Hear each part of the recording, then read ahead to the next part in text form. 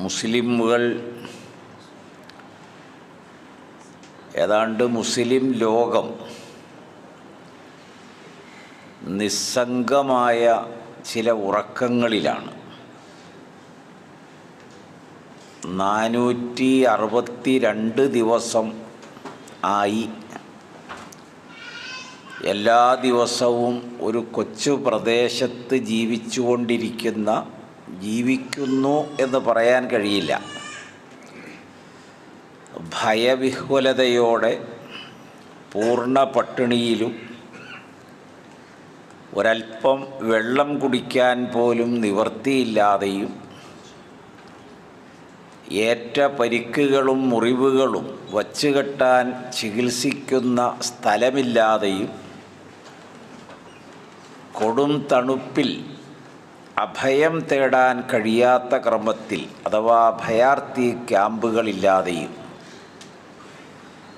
മരുഭൂമികളിൽ കഴിഞ്ഞുകൂടുന്ന നിരാലംബരായ ലോകത്തിൻ്റെ എല്ലാ ഭാഗത്തേക്കും അവരുടെ കണ്ണുകൾ ഉയരുന്നു. പക്ഷേ ലോകം നിശബ്ദമാണ്. അതാണ് ഗസ. 461 ദിവസം പിന്നിട്ടു. ലക്ഷക്കണക്കിന് 50 ലക്ഷത്തിലധികം ആളുകൾ ഈ ലോകത്ത് നിന്ന് തന്നെ നിഷ്കാസിതരായി. ലോകത്ത് ഒരു സ്ഥലത്ത് നിന്നും ഒരു ശബ്ദവും ഉയരുന്നില്ല എന്നത് പരിതാപകരമാണ്. വിശുദ്ധ ഖുർആൻ മനുഷ്യവംശത്തോട് പറഞ്ഞതിനപ്പുറം മുസ്ലിമുകളോട് പ്രത്യേകിച്ച് പറഞ്ഞ ഒരു വചനം, വൽ തക്കും മിൻകും ഉമ്മത്തുൻ യദ്ഊന ഇലൽ ഖൈർ വയഅ്മുറൂന ബിൽ മഅറൂഫ് വയൻഹൗന അനിൽ മുൻകർ. വളരെ വ്യാപകമായ അർത്ഥതലത്തിൽ അള്ളാഹു പഠിപ്പിച്ച വിളംബരം ചെയ്ത ഒരു വചനമാണിത്. നിങ്ങളിൽ നിന്ന് ഒരു ഉമ്മത്ത് ഉണ്ടാകണം, അവർ നന്മകൾ പ്രവർത്തിക്കുന്നവരാകണം, നന്മയിലേക്ക് ജനങ്ങൾക്ക് ഉത്ബോധനം നൽകണം, തിന്മകൾ തടയാനും വിരോധിക്കാനും രംഗത്തുണ്ടാകണം.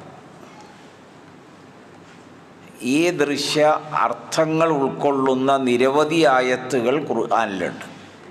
അപ്പോൾ മഅറൂഫ്, മുൻകർ ഈ 2 അടിസ്ഥാന വിഷയത്തിലാണ് മനുഷ്യകുലം ഭൂമിയിൽ അധിവസിക്കേണ്ടത്.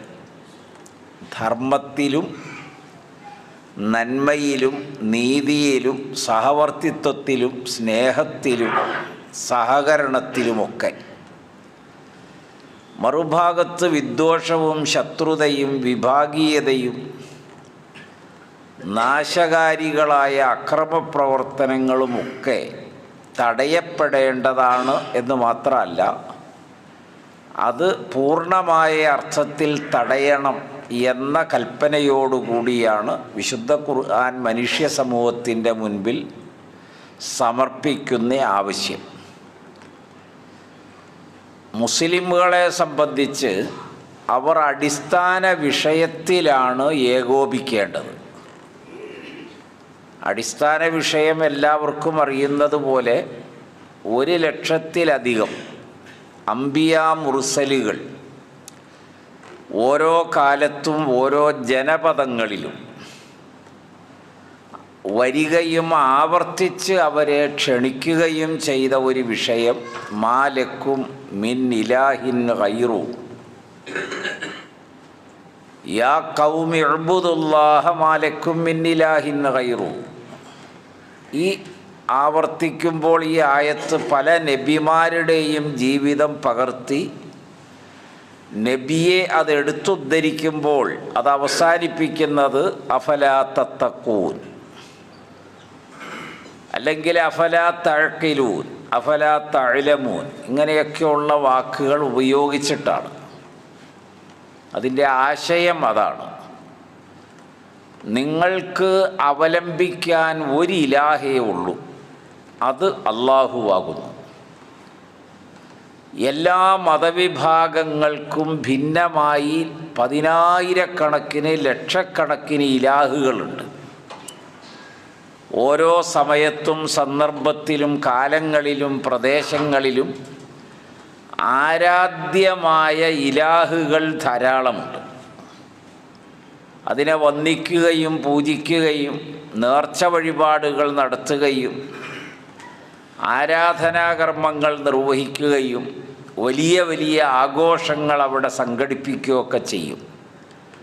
അതൊക്കെ ഇലാഹുകളുടെ പേരിലാണ്. മനുഷ്യനാമമാകാം, മനുഷ്യരല്ലാത്ത ഭൂതവർഗങ്ങളിൽ ഏതെങ്കിലുമാകാം, അതുമല്ലെങ്കിൽ മലക്കുകളുടെ പേരിലാകാം, അംബിയാ മുർസലുകളും സച്ചരിതരും ആകാം, അവരിൽ ആരുടെ ഈസാ നബി അലൈഹിസ്സലാം പോലെ. അങ്ങനെ പല നാമങ്ങളിലായിരിക്കാം ഇലാഹുകൾ സ്ഥാപിതമാവുക. അപ്പോൾ അള്ളാഹുവിന് പുറമെ പ്രതീക്ഷ വച്ച് പുലർത്താൻ ഇലാഹുകൾ ഉണ്ടാവുക, നേർച്ച വഴിപാടുകൾ നേരുന്നതിന് ഇലാഹുകൾ ഉണ്ടാവുക. അതൊരു ഇലാഹിൻ്റെ ആളുകൾ മറ്റൊരു സമൂഹത്തിൻ്റെ ഇലാഹിനെ അംഗീകരിക്കില്ല. അങ്ങനെ വരുമ്പോൾ മനുഷ്യവംശം പെരുകുന്നതനുസരിച്ച് ഇലാഹുകളുടെ എണ്ണം കൂടിക്കൊണ്ടിരിക്കും. അതുകൊണ്ടാണ് എല്ലാ നബിമാരും അടിസ്ഥാനപരമായി ഒരു ഇലാഹേ ഉള്ളൂ എന്ന് സമർത്ഥിക്കാൻ പാടുപെട്ടതും കിണഞ്ഞ് ശ്രമിച്ചുകൊണ്ടിരുന്നതും. ഒരു പ്രത്യേകത, ആദം അലൈഹിസ്സലാം തുടങ്ങിയ എല്ലാ നബിമാരുടെയും വചനം ഒന്നാണ്, ലാ ഇലാഹ ഇല്ലല്ലാ. ഇത് പറയാതെ ഒരു നബിയും കഴിഞ്ഞു പോയില്ല. അവിടെ ഒരു കാര്യം, ഇലാഹുകളെ ഒന്നടങ്കം നിഷേധിക്കുകയും ഉലൂഹിയത്തിനെ അള്ളാഹുവിൽ സ്ഥാപിക്കുകയും ചെയ്തു. അപ്പോൾ അള്ളാഹു മാത്രമേ ഇലാഹുള്ളൂ.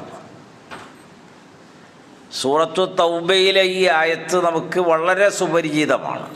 ഫൈൻ തവല്ലൗ ഫഖുൽ ഹസ്ബി അല്ലാഹ്, ഫഖുൽ ഹസ്ബി അല്ലാഹ്, നീ പറയുക എനിക്ക് അള്ളാഹു മതി. എന്താ കാരണം? ലാ ഇലാഹ ഇല്ലാഹു, അവനല്ലാതെ വേറെ ഇലാഹില്ല. ഒരു എന്തെങ്കിലും ഒരു സഹായം, ഒരു വിജയം, നിലനിൽപ്പ്, പ്രശ്നങ്ങൾ പരിഹരിക്കപ്പെടൽ, ഈ സന്നിഗ്ധ ഘട്ടങ്ങൾക്ക് മാറ്റം വരൽ, മനുഷ്യർക്കൊരാശ്വാസത്തിന് ഇടം നൽകൽ, ഇതിനെല്ലാം കഴിവുറ്റത് ഒരൊറ്റ ഇലാഹേ ഉള്ളൂ, അവനാണ് എൻ്റെ ഇലാഹ്, അവൻ മതി എനിക്ക് എന്ന് വിശ്വാസികൾ പറയുന്ന ഫൈൻ തവല്ലൗ ഫഖുൽ ഹസ്ബി അല്ലാഹ് ലാ ഇലാഹ ഇല്ലാഹു അലൈഹി തവക്കൽതു വഹുവ റബ്ബുൽ അർശിൽ അദീം. മഹത്തായൊരു വാചകമാണ്. ഇതേ വാചകത്തിൽ നിന്നാണ് ദുആഉൽ കർബ് രൂപപ്പെട്ടത്. അത്യാപത്ത് ഘട്ടങ്ങളിലും സന്ദർഭങ്ങളിലും വിവിധ പ്രയാസങ്ങൾ പിടിച്ചുകുലുക്കുന്ന അതിതീവ്രമായ ജീവിത സാഹചര്യങ്ങളിലും ഒരു മനുഷ്യൻ്റെ മനസ്സിന് ആത്മബലം നൽകാൻ, ശക്തി പകരാൻ, പ്രതീക്ഷ പകരാൻ ദുആഉൽ കർബ് അള്ളാഹുവിൻ്റെ റസൂൽ പഠിപ്പിച്ചു. ഇമാം ബുഖാരി ഉദ്ധരിക്കുന്ന ഒരു ഹദീസ്, ലാ ഇലാഹ ഇല്ലല്ലാഹു അൽ അലീമുൽ ഹലീം. ഇവിടെ ഈ വാചകം ആവർത്തിക്കുന്നേ ഉള്ളൂ. ലാ ഇലാഹ ഇല്ലല്ലാഹു റബ്ബുൽ അർശിൽ അലീം, ലാ ഇലാഹ ഇല്ലല്ലാഹു റബ്ബുസ് സമാവാതി വ റബ്ബുൽ അർളി വ റബ്ബുൽ അർശിൽ കരീം. ഇതേ സൂറത്ത് തൗബയുടെ അവസാന ആയത്തിൻ്റെ ഒരംഗീകരിച്ച് ഒരു വിശ്വാസി പ്രകടിപ്പിക്കുന്ന അയാളുടെ ശബ്ദമാണ് ഇനി അത്. എനിക്ക് അള്ളാഹു മതി എന്ന് പറഞ്ഞു നിർത്തുകയല്ല, അവൻ മാത്രമേ ഇലാഹുള്ളൂ. ഏകനായ ഇലാഹായ അള്ളാഹു അഖിലത്തെയും സംരക്ഷിക്കുന്ന രക്ഷകനാണ്, റബ്ബാണ്. അഖിലത്തിൻ്റെയും രക്ഷകനായ അള്ളാഹു ഈ ഭൂതലത്തിൻ്റെ ഉടമസ്ഥനും രക്ഷിതാവുമാണ്. എല്ലാം സൃഷ്ടിച്ച് സംരക്ഷിച്ച് ഭൂമിയുടെ മേൽ ആധിപത്യം സ്ഥാപിച്ച് അല്ലാഹു ആകാശഭൂമികളുടെയും മഹത്തായ സിംഹാസനത്തിൻ്റെയും ഉടമസ്ഥനായി അല്ലാഹു ആകുന്നു എന്ന വാചകം അത് ആവർത്തിക്കുകയാണ്. ആ വാക്ക് പറയുന്നത് ഹൃദയത്തിൽ നിന്ന് ചോര പൊടിയുന്ന ഒരു പ്രാർത്ഥനയായിട്ടാണ്. അതല്ലാതെ വേറെ ഒരു ഘട്ടത്തിലും ഒരു സഹായമില്ലാത്തൊരു സാഹചര്യം. അപ്പോൾ ഒരു ദുആ ഉൽ കറുബാണ് യഥാർത്ഥത്തിൽ ഒരു വിശ്വാസിയുടെ പ്രതീക്ഷയ്ക്കുള്ള ഒരേ ഒരു ആയുധം. അതാണ് ഈ ആയത്ത് ബോധ്യപ്പെടുത്തിയത്. അപ്പോൾ ലോകം നിസ്സംഗരാണ്. ഒരു സ്ഥലത്ത് നിന്നും ആരും മിണ്ടുന്നില്ല. അവരെല്ലാം മറന്നുപോയി. കാരണം ഈ ജീവിതത്തിൻ്റെ തിരക്കിനിടയിലാണ്, ത്രസിപ്പിക്കുന്ന ജീവിതത്തിൻ്റെ പിന്നാലെ പായുന്ന ഒരവസ്ഥയാണ്. എത്ര കിട്ടിയാലും ഉപയോഗിച്ചാലും തീരാത്ത ജീവിതാസക്തിയിലാണ് ലോക മനുഷ്യർ ഇന്ന് ചെന്ന് ആപതിച്ചുകൊണ്ടിരിക്കുന്നത്. അതുകൊണ്ട് 461 ദിവസം നിർബാധം നിരന്തരം രാപകൽ വ്യത്യാസമില്ലാതെ കൊന്നുകൊണ്ടിരിക്കുമ്പോൾ ഉയരുന്ന ദീനരോദനങ്ങൾ കേൾക്കാൻ മനുഷ്യർക്ക് കഴിയുന്നില്ല. ഇതിനേക്കാൾ വലിയ പരാജയം വേറെ എന്താണുള്ളത്? ഖുർആനിൽ 2 കൽപ്പനയിൽ ഒരു കൽപ്പന ശ്രദ്ധയിൽപ്പെടുത്താം. സൂറ ഇസ്റാ, സൂറത്തുൽ ബഖറയിലുണ്ട്. നിങ്ങളെ നിങ്ങൾ കൊല്ലരുത്. ലാ തഖ്തുലു അൻഫുസക്കും ഇന്നല്ലാഹ കാന ബിക്കും റഹീമ. അതിൻ്റെ പദഘടന നമ്മൾ കേൾക്കുമ്പോൾ അത്ഭുതം തോന്നും. എന്ത് നിർദ്ദേശമാണ്, എന്ത് കൽപ്പനയാണ്, എന്ത് നിരോധനമാണ് ഈ ആയത്ത്. നിങ്ങളെ നിങ്ങൾ കൊല്ലാതിരിക്കുക. അള്ളാഹു നിങ്ങളോട് ഏറെ കാരുണ്യം കാണിക്കുന്നവനാണ്. ഈ സർവത്തിൻ്റെയും അധിപനായ സർവേശ്വരൻ ലോകത്തോട് കാരുണ്യം കാണിച്ചുകൊണ്ടിരിക്കുന്നു. അതെല്ലാം അനുഭവിക്കുന്ന നിങ്ങൾ നിങ്ങളെ തന്നെ, മനുഷ്യരാശിയെ കൊല്ലരുത്, നശിപ്പിക്കരുത്. അത് വംശഹത്യയായിരുന്നാലും ഭ്രൂണഹത്യയായിരുന്നാലും വർഗീയമായിട്ടായിരുന്നാലും കൊള്ളയും കൊള്ളിവെപ്പിൻ്റെയും പേരിലാണെങ്കിലും അധിനിവേശത്തിന് വേണ്ടിയാണെങ്കിലും നിങ്ങൾ ആരെയും കൊല്ലാൻ പാടില്ല. അത് വളരെ ഗൗരവമുള്ള കാര്യമാണ്. ഒരു മനുഷ്യൻ്റെ ജീവിതത്തിൽ ചെയ്യാവുന്ന ഏറ്റവും നല്ല കാര്യം എന്നത് ഒരാളെ ജീവിക്കാനുള്ള ഒരു പ്രചോദനമേകൽ മാത്രമേ ഉള്ളൂ. ഒരു വാക്കുകൊണ്ടോ സഹവാസം കൊണ്ടോ പുഞ്ചിരി കൊണ്ടോ സാമീപ്യം കൊണ്ടോ ജീവിതം മടുത്തയാൾക്ക് വീണ്ടും പ്രതീക്ഷ നൽകുക. ബുഖാരിയുടെ മറ്റൊരു ഹദീസാണ്, മൻ തനഫസ കുർബത്തൻ. ഒരു മനുഷ്യൻ ഒരാശ്വാസം പകർന്നു തൊട്ടടുത്ത വേറൊരാൾക്ക്. അയാൾ അത്ര കടുത്ത ജീവിത ഞെരുക്കത്തിലകപ്പെട്ടു. അപ്പോൾ എങ്ങനെ നാളെ ജീവിക്കും എന്ന് പോലും ചിന്തിച്ചവനാണ്. അപ്പോൾ ജീവിതത്തിന് അതിൻ്റെ മൂല്യങ്ങളൊന്നും ഓർക്കാൻ പോലും കഴിയാത്ത സന്നിഗ്ധഘട്ടം. അപ്പോൾ ജീവിതം തന്നെ നശിപ്പിക്കാൻ ആഗ്രഹിക്കുക. ഈ സാഹചര്യത്തിൽ ഒരാൾ മറ്റൊരാൾക്ക് ഒരു ചെറിയ ആശ്വാസം പകർന്നാൽ അതിന് വലിയ ത്യാഗമൊന്നും വേണ്ട. ചെറിയൊരാശ്വാസം പകർന്നാൽ മതി. ജീവിച്ചിരിക്കാനുള്ള ഒരു യോഗ്യത, ജീവിതത്തോട് ഒരു താല്പര്യം, ജീവിക്കണം എന്നൊരു തോന്നൽ, അത് നമ്മുടെ സാമീപ്യം വഴി നൽകിയാൽ അള്ളാഹു ഖിയാമത്ത് നാളിൽ ഇവൻ്റെ എല്ലാ ഞെരുക്കവും അവൻ മാറ്റിക്കളയും. നഫസല്ലാഹു ലഹു ഖുർബത്തൻ മിൻ യൗമിൽ ഖിയാമ എന്നാണ്. ഇമാം മുസ്ലിം ആ ഹദീസ് അങ്ങനെയാണ് രേഖപ്പെടുത്തിയത്. അപ്പോൾ അത്രയും പ്രാധാന്യമുണ്ട്. എന്നിട്ടും നമ്മുടെ ഇത്രയും കാലം പിന്നിട്ടിട്ടും എന്താണ് ഇങ്ങനെ സംഭവിക്കുന്നത്? അതിൽ ജാതിയോ മതത്തിനോ ആണോ സ്ഥാനം? മതം എന്നതാണോ അവിടുത്തെ പ്രധാന ഘടകം? അതല്ല മറ്റ് താല്പര്യങ്ങളാണോ? ആ താല്പര്യങ്ങളാണെങ്കിൽ വച്ചു പൊറിപ്പിക്കാവുന്ന താല്പര്യമുണ്ടോ? അതല്ല അത് മാറ്റിക്കളയേണ്ടതാണോ എന്നല്ലേ ലോകം ചിന്തിക്കേണ്ടത്? ഇപ്പം ഇവിടെ ചിന്തിക്കാവുന്ന കാര്യം അതല്ലേ ഉള്ളൂ. ഒരു മതത്തെയും നിഷ്കാസിതരാക്കാൻ കഴിയില്ല ഭൂതലത്തിൽ നിന്ന്. പിന്നെ താല്പര്യം അടിച്ചേൽപ്പിക്കലാണ് ലക്ഷ്യമെങ്കിൽ അത് ആയിരിക്കണമല്ലോ അജണ്ട. നിരപരാധികൾ എന്താണ് അതിനകത്ത് പിഴയ്ക്കുക? അതുകൊണ്ടാണ് ഒരു മനുഷ്യനെ സംബന്ധിച്ച് അയാൾക്ക് ശക്തിയും ബലവും തൻ്റെടവും പ്രതീക്ഷയും നൽകുന്ന ഒരു വചനം മുഴുവൻ അമ്പിയാക്കളും പഠിപ്പിച്ചത് ലാ ഇലാഹ ഇല്ലല്ലാ. ആ പാശത്തെ മുറുകെ പിടിക്കണം. ഇലാഹുകളെ ഒഴിവാക്കാനൊരു മനക്കരുത്ത് വേണം.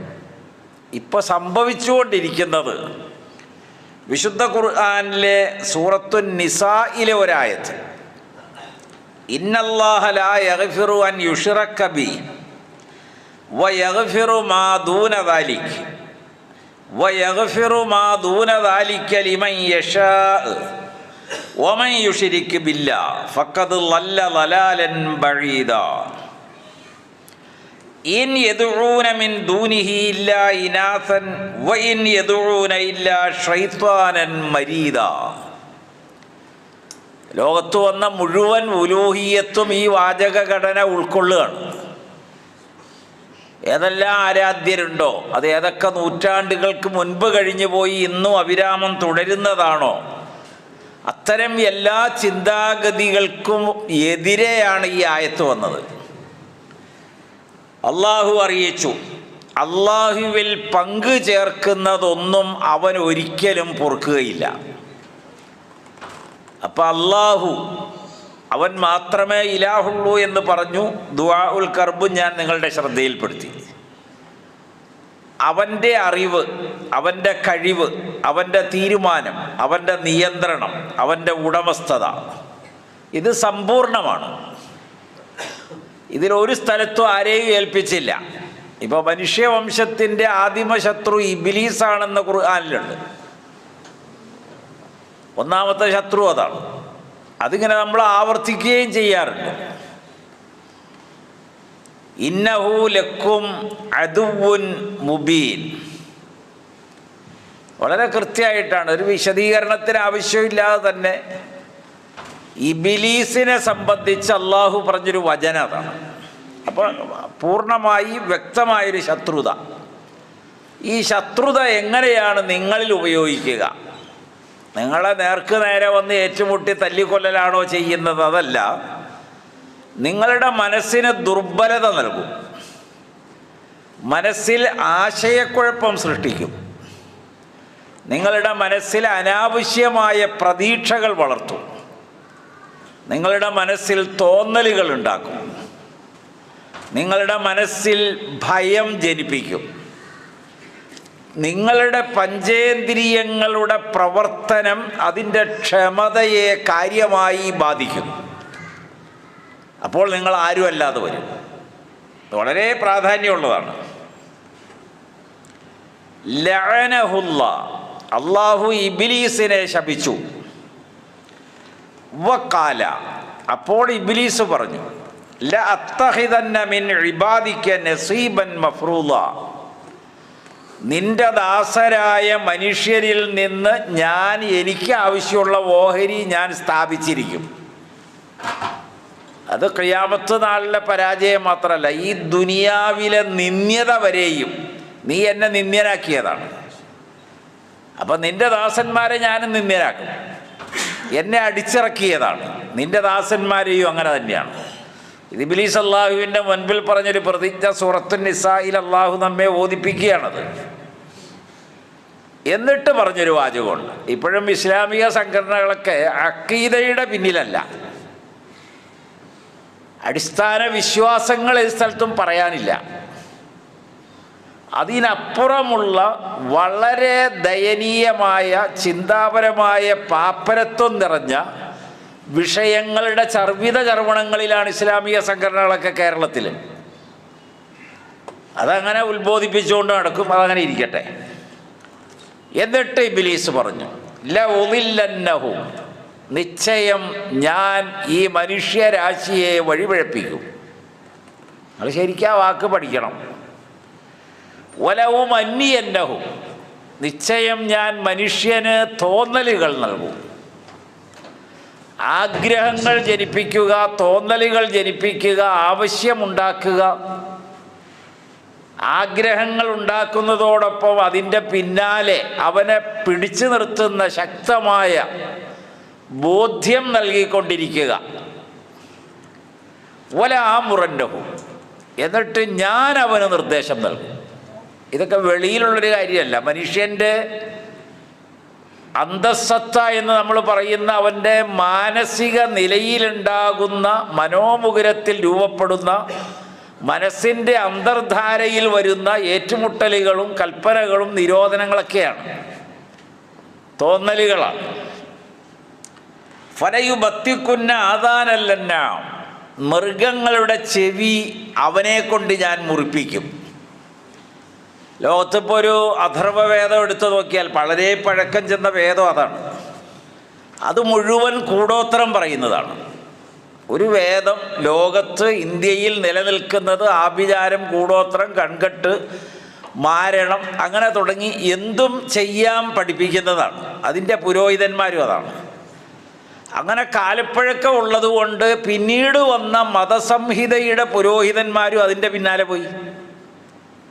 ഞങ്ങൾ അതിൻ്റെ ഏറ്റവും വലിയ കഴിവുറ്റവരാണ്, നിങ്ങളെയൊക്കെ ഒന്നുകിൽ ഭ്രാന്തുള്ളവരാക്കി മാറ്റും, നിങ്ങളുടെ സമ്പത്ത് മുഴുവൻ നശിപ്പിച്ച് കളയും, നിങ്ങൾ ഭാര്യ ഭർത്താക്കളെ ഭിന്നിപ്പിച്ച് 2 വീടുകളിലാക്കും, കാലാകാലം ശത്രുക്കളാവും, കേസ് നടത്തിക്കൊണ്ടിരിക്കും, ഉള്ള ജോലിയും പണിയും പോകും, നിലവാരം പോകും, അങ്ങനെ എന്തും ഞങ്ങൾക്ക് ചെയ്യാം, ഒരു മുട്ട കിട്ടിയാൽ മതി. ഇത് പിന്നീട് വന്ന മുസ്ലിം, ക്രൈസ്തവ എല്ലാ മതവിഭാഗത്തിലെ പുരോഹിതന്മാരും ഏറ്റെടുത്തു. പഠിക്കേണ്ടതാണല്ലോ അത്. അല്ലാതെ വെറുതെ ഒരു കാലിയുടെ ചെവി മുറിച്ചിട്ട് എന്താ കാര്യം? അത് നിങ്ങൾ വായിച്ച് പഠിക്കുക. തോന്നുന്നു സൂറത്തുൻ നിസാ 119 ആയത്താണിത്. എന്നിട്ടൊരു കാര്യം പറഞ്ഞു, വലാമുറന്നഹും, ഇനിയും ഞാൻ അവരോട് ഇങ്ങനെ സജഷൻ നൽകിക്കൊണ്ടിരിക്കും. അവനൊരു കാരണവശാലും മാറ്റൂല. അത് ഖുർആനിൽ ഒരു വലിയ ഉപമ പറഞ്ഞു. ആ ഉപമ എന്തിനാ ഇവിടെ പറയുന്നതെന്ന് ചോദിച്ചാൽ, ഒമൻ യുശ്രിക് ബില്ലാഹ്, അള്ളാഹുവിൽ പങ്കു ചേർക്കുക, ദുർബല മനസ്സിന് മാത്രമേ അത് കഴിയുള്ളൂ. വിശ്വാസത്തിൻ്റെ ദൃഢത വന്ന ഒരു മനസ്സും ഈ ലോകത്തിൻ്റെ മുകളിൽ നിൽക്കും.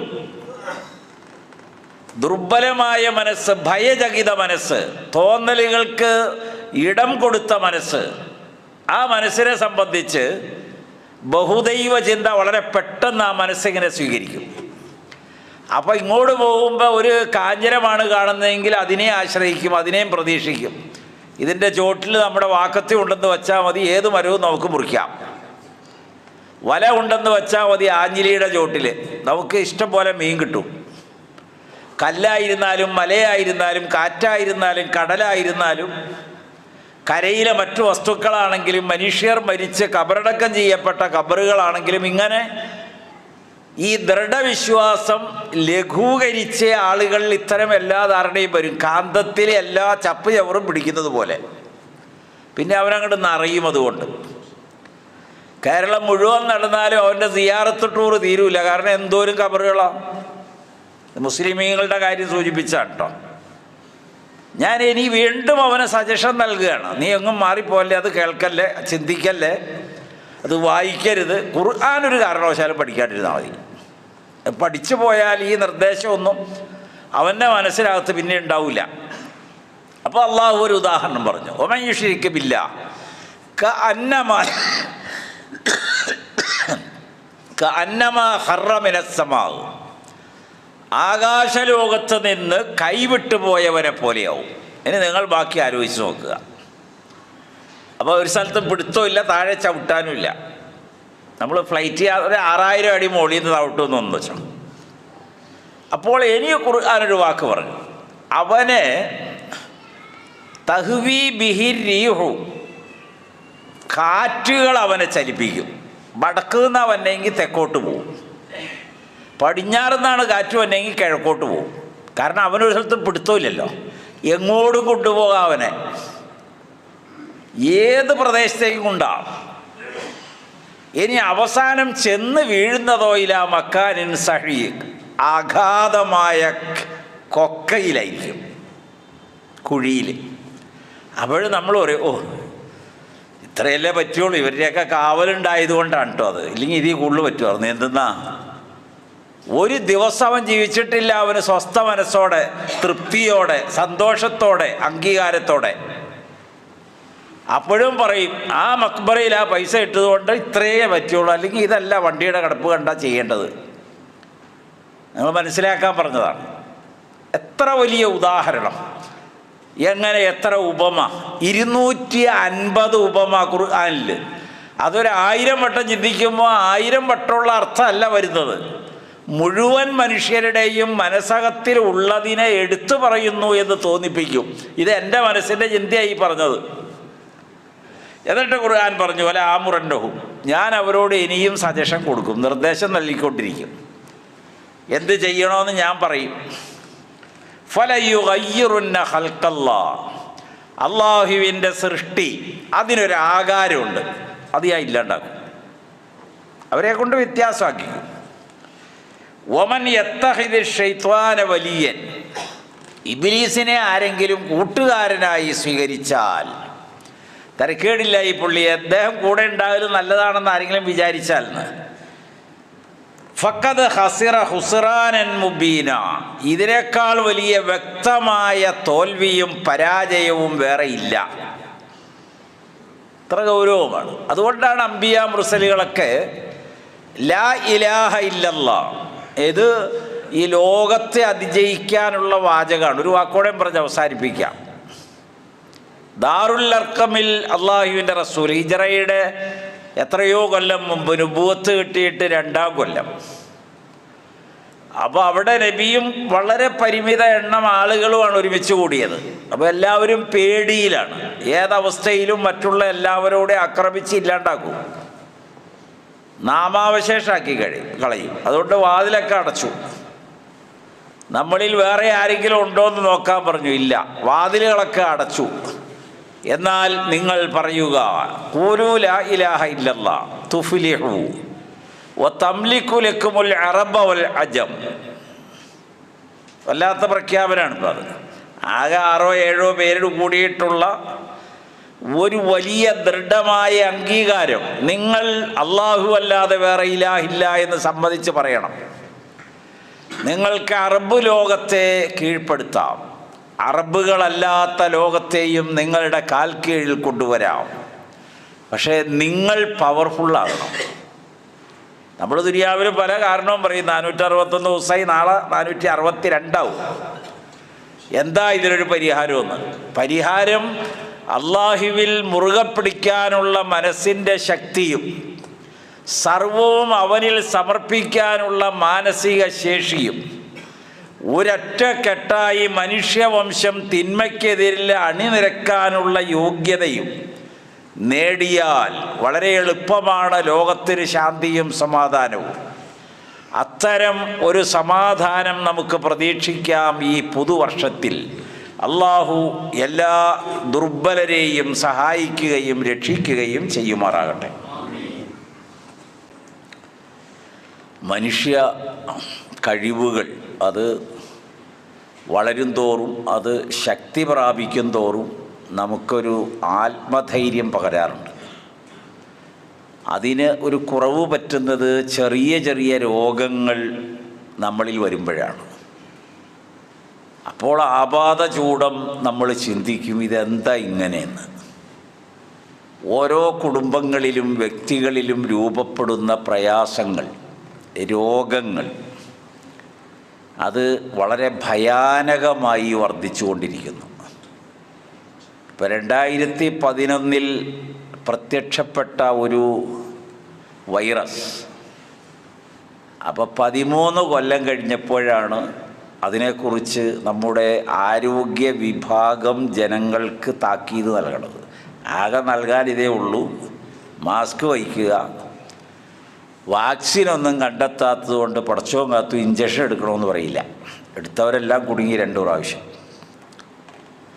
ഞാൻ സൂചിപ്പിച്ചത്, അത്ര കഴിവ് കുറഞ്ഞ ഒരു സാഹചര്യം ലോകത്തെ അങ്ങോട്ട് പിടിച്ച് അമർത്തുന്ന ഒരു കാലമാണിത്.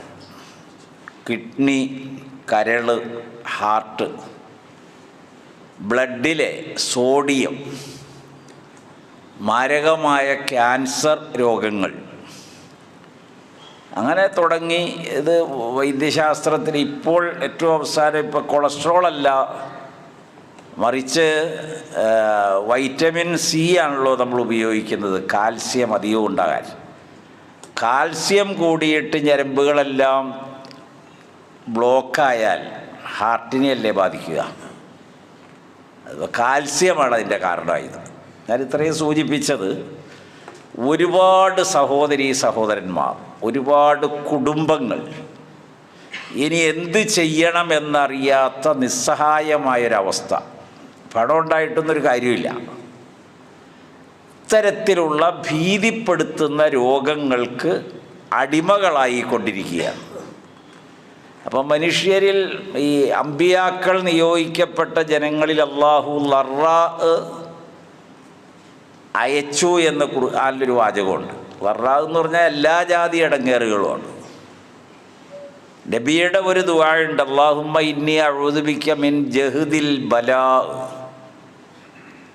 പരീക്ഷണങ്ങളുടെ സമ്മർദ്ദം, അതിൽ നിന്ന് നീ എന്നെ കാക്കണമെന്നാണ് നബി ദുആ ചെയ്തത്. ഇതിനേക്കാൾ വലിയ പരീക്ഷണം വേറെ എന്താ ഉള്ളത്? പിന്നെ അതിൻ്റെ പിന്നാലെ ഇങ്ങനെ പോയാൽ ജീവിതാവസാനം അവസാനിക്കുന്നവരെയും മരുന്നും ഡോക്ടറും ചികിത്സയായിട്ട് ഇങ്ങനെ പോവും.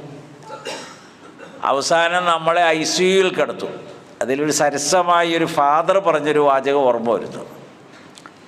വരുന്ന ഓരോരുത്തരും അള്ളാഹുവാണ് അല്ലെങ്കിൽ ഈശ്വരനാണ്, ദൈവമാണെന്ന് വിചാരിക്കും കിടക്കുന്ന രോഗി. കാരണം ആ കിടക്കുന്ന സ്ഥലം അതാണ്. അപ്പം അതല്ല, അവിടെ കിടന്നാണ് മനുഷ്യൻ യഥാർത്ഥത്തിൽ ICU, ദൈവമേ ഞാൻ നിന്നെ ഇപ്പോൾ കാണുന്നു. വേറെ ഒന്നുമില്ല. വേറെ ഒരുപാടുണ്ട്. ഒരു കാർന്നോരോട് ഇവിടെ റിയൽ എസ്റ്റേറ്റാന്ന് വെച്ചാൽ ഉദാഹരണം. അപ്പം നമുക്കൊരു 10-18 കോടി രൂപയെങ്കിലും കിട്ടാവുന്നൊരു കച്ചവടമുണ്ട്, നമുക്കാണ് പറയല്ലേ എന്ന് ചോദിക്കുകയാണെന്ന് വെച്ചാൽ ഈ ആളോട്. അപ്പം അദ്ദേഹം എന്ത് പറയും? എനിക്ക് 1 സെൻറ്റ് ഭൂമിയും വേണ്ട, കാശും വേണ്ട. സ്വർണം വില കുറഞ്ഞു, ഇപ്പോൾ ഉള്ളതിൻ്റെ പകുതിയായി. പെണ്ണുങ്ങളോട് ചോദിക്കുകയാണ്, നമുക്കൊരു 500 പവൻ മേടിച്ചാലോ? വേണ്ട, ഒരു തരി വേണ്ട. കാരണം കിടക്കുന്നത് അവിടെയാണ്. അത്തരം മാരകമായ രോഗങ്ങളും ചികിത്സകളും ഭീതിജനകമായ സാഹചര്യങ്ങളെയും നേരിടുന്നു ഏതാണ്ട് എല്ലാ മനുഷ്യരും തന്നെ. അതുകൊണ്ടാകാം അള്ളാഹുവിൻ്റെ റസൂൽ ഈ പ്രാർത്ഥന പഠിപ്പിച്ചത്. എല്ലാ പരീക്ഷണങ്ങളുടെയും സമ്മർദ്ദമുണ്ട്, അതിൽ നിന്ന് നീ എന്നെ കരകയറ്റണം. അള്ളാഹു മനുഷ്യവംശത്തിന് ലഅല്ലഹും യല്ലറഊൻ എന്നാണ് ഖുർആൻ ആ പദം ഉപയോഗിച്ചത്.